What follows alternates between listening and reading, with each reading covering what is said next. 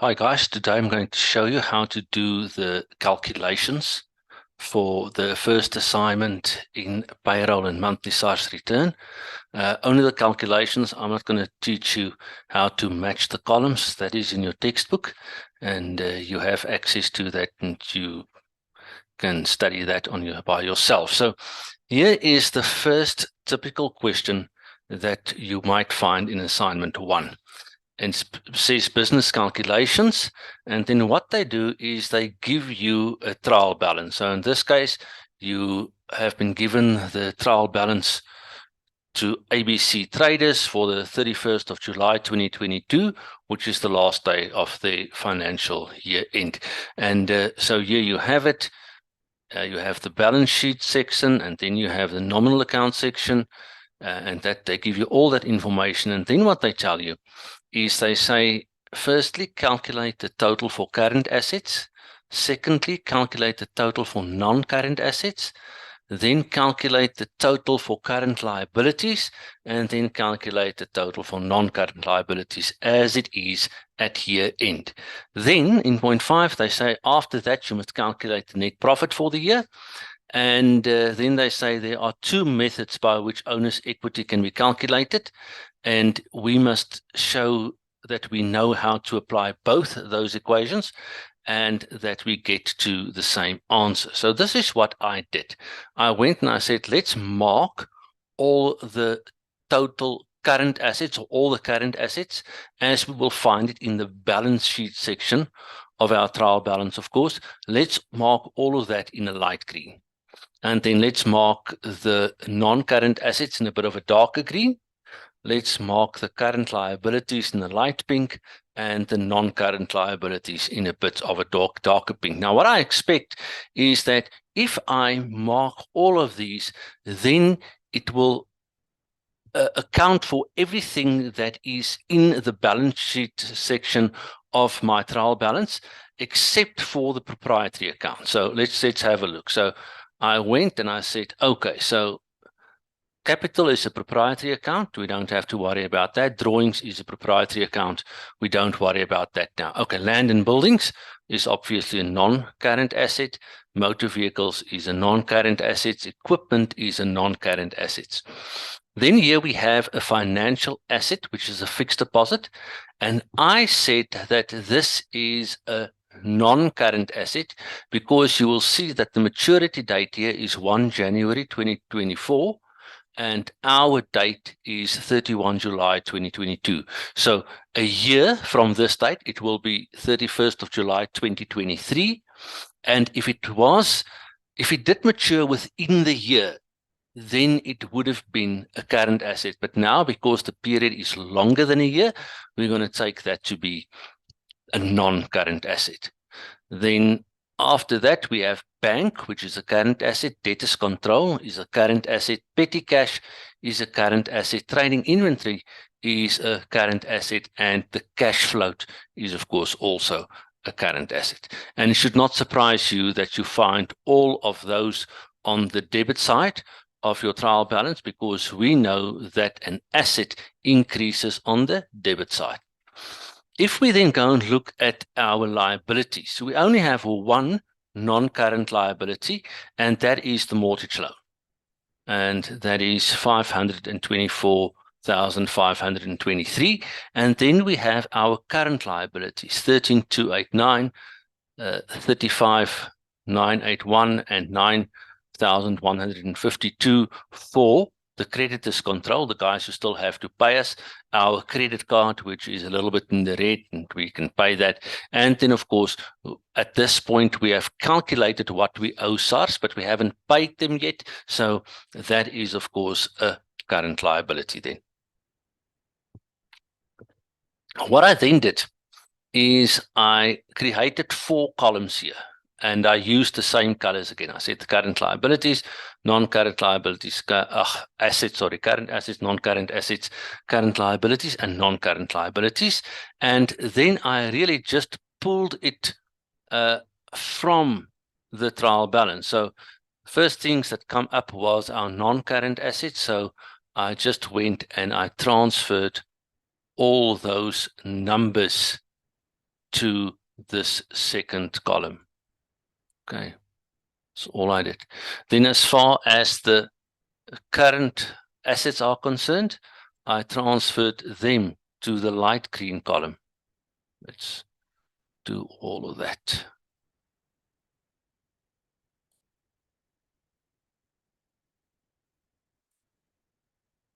Okay, and that one. Then I say, okay, so let's have a look at my non-current liabilities. It was only that one amount, so I can transfer that. And I had a couple of current liabilities here that I can also put in here. Of course, the creditors control and the credit card account and the money we owe to SARS. Then what I did is I said, okay, let's calculate the total for each of these columns. And that is what I then did. I calculated the total for current assets, the total for non-current assets, the total for current liabilities, and the total for our non-current liabilities. And those are the amounts that I then see. And then if I go back to my question, I will see that I have now calculated the total for current assets, the total for non-current assets, total for current liabilities, and the total for non-current liabilities. So I have now actually answered the first 4 questions that I was asked. Okay. Then we go and we look at the nominal account section. Now, what we expect in nominal account section is our sales and our cost of sales. So really our income and expenses. And you know from the accounting equation that your income minus your expenses will give you your net profit. And that's because as far as the expenses are concerned here, we have both fixed and variable cost. Okay, so everything is in here. So let's have a look at that thing, because that's the next thing that we need to do. We need to calculate the net profit for the year. Okay, so once again, I've got 2 columns and I marked all the income accounts in blue and all the expense accounts are marked in light orange. And then I simply transferred these amounts to the appropriate columns. Remember, I'm now working in the nominal account section. And then all the expenses are also just carried over to my table. Oh, what's wrong here? Okay, I see what I did. I unfortunately put these in the wrong column. So let me just put them in the right column. That's perfect. Okay, so now I'm transferring them correctly. That can happen. As you're doing your transfer, you put it on the wrong line, and so I just have to be careful with that you don't do it. In this case, it wouldn't really make much of a difference. All these other expenses, mostly admin expenses, and I see that I did that in all of them. So let me just reveal all these amounts to you, and then I will just bring them down so that they are actually where they're supposed to be. Okay, so now I've transferred all my income and expense totals to this column, and then of course what I can do now is I can total these columns like I did for the other columns. I'm totaling that now, and I see that is my total for income. This is my total for expenses. And now I say, okay, my formula, and I already actually said this to you, is the profit is equal to the income minus the expenses. So if I go there, I will get an answer, and I see that my profit for the year was 107,216.65 cents. Okay, and what I've done now is I have answered this question 5, calculate the net profit for the year. Then they say to us, there are 2 methods by which owner's equity can be calculated. Explain this by referring to this question. Show the calculation of owner's equity using both accepted methods and make sure both answers are the same. Now, if you remember, your basic accounting equation says that assets is equal to owner's equity plus liabilities. So, therefore, if we make owner's equity the subject of that formula, it will simply say that owner's equity is equal to assets minus liabilities. Now, we know what our asset total is. Just a reminder here, we can't just now look at one of the columns. We must look at both our asset columns, the current and the non-current assets, and total them together. And if we total them together, we get an answer there. Our income, our total assets is just under $1 million. When we look at our liabilities, we do the same thing. We say, okay, our liabilities also exist of current liabilities and non-current liabilities. We add the two together, and then we get an answer there. And then, of course, we know that if we have done that, I'm trying to see where I actually did this reveal, or if I did, okay, not seeing anything there at the moment, so let's just have a look. So that is what, so we can then say that our, was it here? I knew, aha, there it is. Okay, so on this line, I then said that our owner's equity is equal to my assets minus my liabilities, and I see that my owner's equity is then 356,702 Rand and 95. When I get to the other equation, I know that my owner's equity is actually equal to my capital minus the drawings plus income minus expenses. But income minus expenses is profit. So I might as well say that my owner's equity is equal to my capital minus my drawings plus the profit. Now, the capital amount, we have it. It was given to us here. So these are the two accounts that we didn't use earlier. Our capital is 250,000. That's what it was at the beginning of the year. We can just reveal that. Okay. Our drawings, we were given the drawings, is a very small amount, 1,253. And we can put that in there. And then we add our profit that we just calculated there.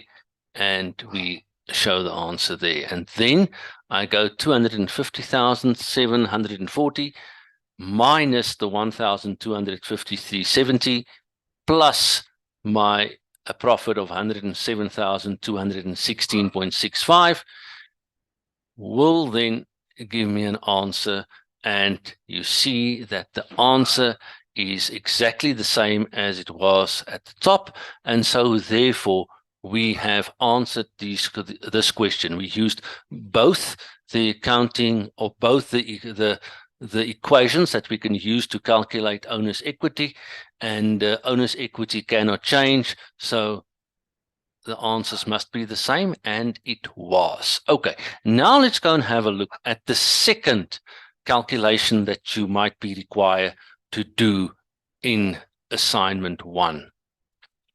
So here you get the following. It says question 2 is about VAT calculations.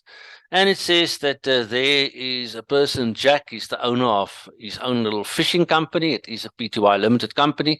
The business is registered for VAT and accounts for it on the invoice basis. So it makes out and receives invoices.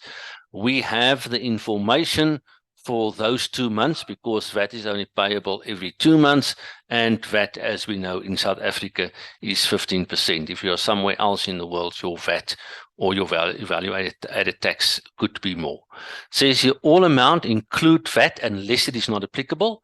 Transactions with non-vendors are indicated with an asterisk. Okay, assume that we have all the right documents and we can just continue with it. So what they then give us is they tell us that there were a number of checks issued. Now, this I did.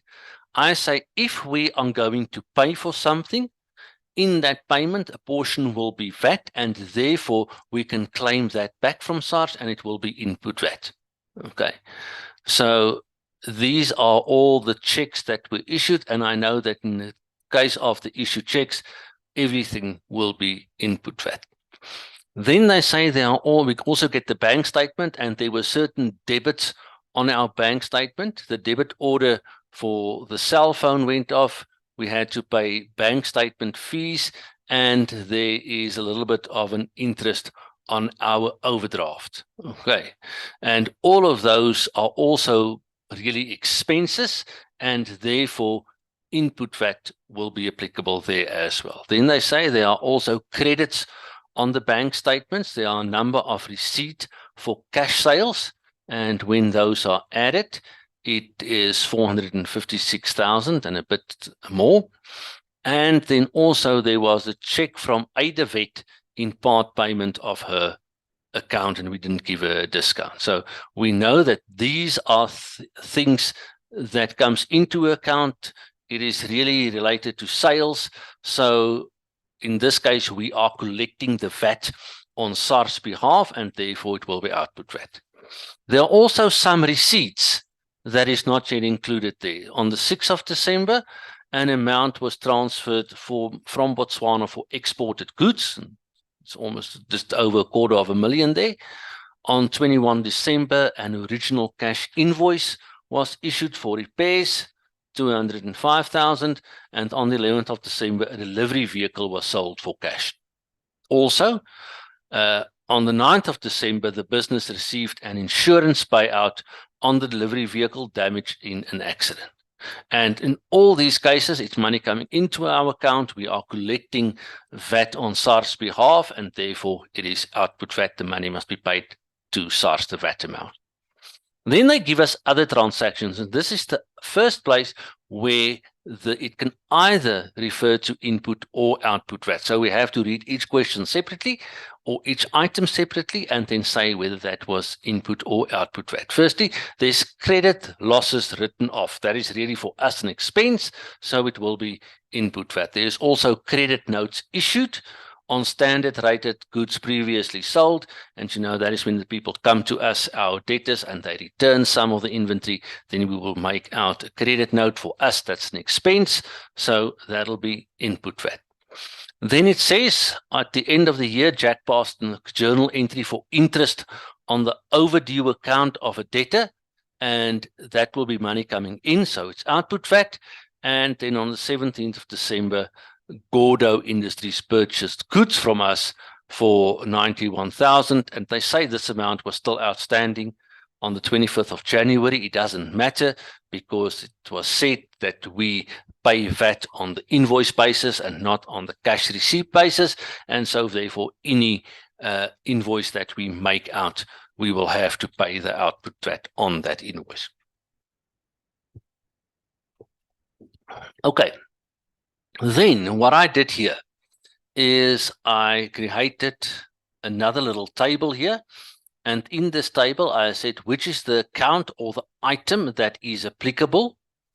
Then I said there is a reason, you will see what I mean with that now, and then the VAT amount. So for instance, when I look at trading inventory, I know that standard VAT of 15% will be payable on that. Because of that, I will take this amount that I was given, I will divide it by 15 and multiply it by 115, because that is the formula that we use when our VAT is 15%. If the VAT was 16%, we would have said multiplied by 16 divided by 116. So if we do that, we see that our VAT amount there is 12,493. Then there was office refreshments here. Now, office refreshments, is not allowed. We are not allowed to claim for office refreshments, and because it is not allowed, the amount there will just be zero. Okay. Remember what they said in the beginning when we started with the question. You must list all the items, even if the VAT implication is zero, and give a reason.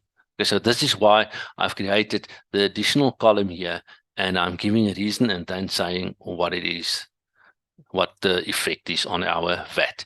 The courier fees, well, we know that courier fees are standard, and once again, we multiply with 15. So every year in this little formula box here, you can see how I got to that amount. It tells you that it is D11, and there's D11 is on the same line, 2599.89, and if I then apply the little formula of multiply by 15, divide by 115, I get the VAT amount. A donation to the SPCA, donations are exempt, so the amount is 0. Property assessment rates. Look at what's happening here. When you get your account from XYZ municipality, that account has two parts for it there. There's the property assessment rates, and then there is the amenities and the services. This is really your water and electricity, as well as maybe your sewage and your refuge removal services. Okay, but the property assessment rate is already a tax, and you can't pay tax on a tax, so you can simply say this is not a product or service, and because it is not a product or service, the amount again is 0. But for the services, the water and electricity and those other services, we indeed are paying a standard tax rate of 15% value added tax. And by applying the formula again, multiply by 15, divide by 115, we get the amount. Okay. The stationery, then there is diesel. Now we know that diesel is a 0 rated item, as is all fuel, and so therefore the amount will be 0. When we look at stationery, it's said that it is for business use, so therefore it will be standard VAT. Apply the formula again, and we got the answer. Traffic fines is really annoying, but that's our problem. It is not allowed. We are not allowed to claim VAT against traffic fines, and so the VAT implication is 0. Desktop computers, that will obviously be office equipment, so that office equipment will carry a standard VAT. We apply the formula and we get the answer. Then here we have a staff room, TV and entertainment center. Now, because we have specified that it is for the staff room, it is not allowed, and there is no VAT that we can claim back. Then repairs and maintenance. We paid old for Fix It Well, CC. We paid for repairs and maintenance. That is, of course, standard VAT, and we apply the formula and we get the answer. Then we have this Fort Knox, and Fort Knox paid the account. In fact, they settled the account, but that VAT implication is a long time ago when we bought the inventory or whatever it is that we're buying from Fort Knox. When we bought it, we already claimed the VAT when we received the invoice. Therefore, it is not a product or service, and the VAT implication will therefore be 0. EMP 201 control, well, we've calculated what we owe SARS at the end of the month, and we haven't paid it yet. And then on the bank statement, we are now seeing that the amount did go through. So, but that is really a tax. We cannot have a tax on a tax, and so therefore it is not a product or service, and the VAT implication is 0. Computer expenses would normally be standard VAT, but we went to a small operator, old Joe Smith, and Joe is not a VAT vendor, and because he's not a VAT vendor, that will be our reason there. The amount is 0. And what you will see is now I have come to the end of everything that I already knew. Okay, these are entries that appears in my cash book payment journal, and I have now dealt with them in terms of their VAT application. Then we go to our bank statement. And firstly, we look at the debit orders again. Debit orders for the cell phone account, that will be standard VAT. At 15%, the amount will be just over 10 Rand. We are not using our cell phone a lot, clearly. Then we have bank statement fees. Bank statement fees will also be standard VAT, and we can use the formula to calculate the amount. Then we get an interest expense. Somebody here, who was it? Oh no, this is just interest on our overdraft. Okay, and if it's interest on the overdraft, it is an interest expense, and all interest, whether it's an expense or an income, is exempt, and therefore the VAT implication will be 0. Okay, so now we dealt with all the input VAT that related to the debits on the bank statement. Okay, this is output VAT, this is output VAT, but when we get here to our other transactions, we can now say, okay, there are 2 of them will also input that. It was credit losses written off and credit notes issued. So those are the last 2 that we should have under our input VAT table. Credit losses written off. Now remember, when we sold this inventory, this fish of ours, to the client, we had to pay VAT to SARS. Now the credit losses is written off, so we are perfectly entitled to claim some of that money back from SARS now. So therefore, it is standard, and we apply the formula and we get the answer. Credit note issues is exactly the same thing. We already paid VAT before, so now when it's returned, we want some of our VAT back, and therefore it is standard. Now I have dealt with all the things that can influence my input VAT, and I go and I total them, and when I total them, I see that I can claim back from SARS 19,415 Rand and 30 cents. But I also have to pay SARS. That's my output VAT. So I'm first going to look at my output VAT, then I'm simply going to subtract the input VAT from the output VAT, and then I know how much I am supposed to pay SARS, okay, on my VAT 201 return. Okay, so let's have a look here. First thing we had here was with regard to the credits on our bank statement. There was receipts for cash sales. So the cash sales was done, and then at some point in the month, we went to the bank, and what really happened is we're using a cash register, and it's electronic, and we don't calculate all of that on a daily basis, but it goes in the cloud, and then at some point in the month, we get the receipts for all our cash sales. Now, cash sales is, of course, standard VAT. Our cash sales was a nice big amount of 456,000, and so therefore we must pay the VAT on that, and that is almost 60,000. Then there was a debtor who paid his account. Now, just like we paid a creditor there, okay, where was that? Somewhere we paid a creditor. And can't really see where we, settlement of creditor. And we said it was not a product or service. So the same year, when somebody pays us, we already paid that VAT with the day we created the invoice. So it is not a product or service, and the VAT application is 0.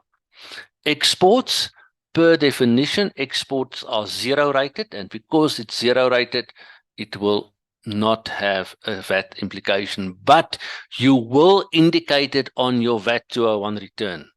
So if you're ever asked to complete the VAT 201 return, remember that your exports will show up there. Then we have repairs income. That is just standard. I just don't know what we had to repair if we are a fishing business. Maybe we're also selling fishing rods and stuff, and people bring that for repairs. What would I know? And therefore it is standard. And we have to pay VAT on that by, of course, applying the formula multiply by 15 divided by 150. Then we sell a delivery vehicle. Now you know that a delivery vehicle, when we buy it, we can claim the money back from SARS. So now when we sell it, VAT is also payable at the standard rate, and we are given the amount, and so we can calculate the VAT amount. There was an insurance payout. Now, what you need to remember is insurance, there's two types of insurance. There's your short-term insurance and your long-term insurance, like life insurance. Your short-term insurance, you pay VAT on your short-term insurance on a monthly basis. Okay, and so therefore, when you get an insurance payout, you must also pay VAT on that. So this is standard, and we calculate the VAT on that very nice insurance payout, and it is 44,000. There's interest income.